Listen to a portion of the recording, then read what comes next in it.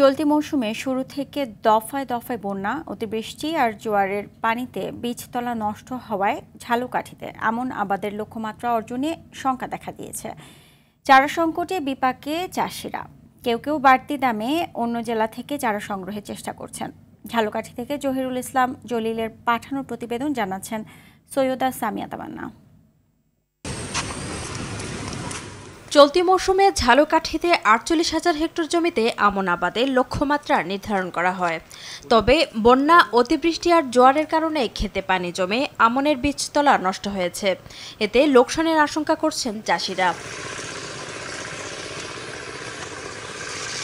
সদর উপজেলার বিকনা ও আগলাপাশা, রাজাপুর উপজেলার ছত্রকান্দা, পিংড়ি, কাজিরহাট ও নলছিটি উপজেলার বেশ কিছু এলাকায় বীজতলা নষ্ট হয়েছে। চারা সংকটে বিপাকে পড়েছেন এসব এলাকার চাষিরা।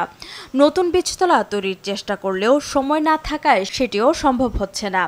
কেউ কেউ বাড়তি দামে পাশের জেলা থেকে চারা সংগ্রহ করছেন।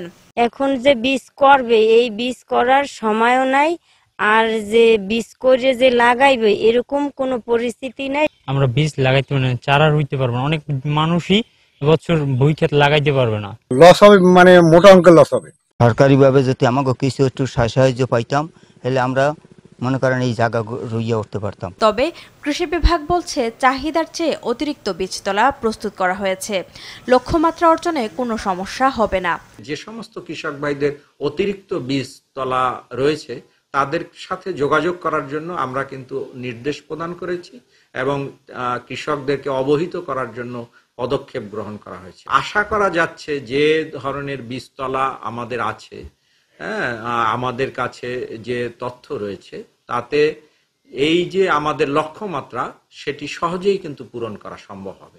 লক্ষ্যমাত্রা অর্জন সহ লোকসানের হাত থেকে রক্ষা পেতে সরকারি প্রণোদনার দাবি ঝালকাঠির চাষিদের।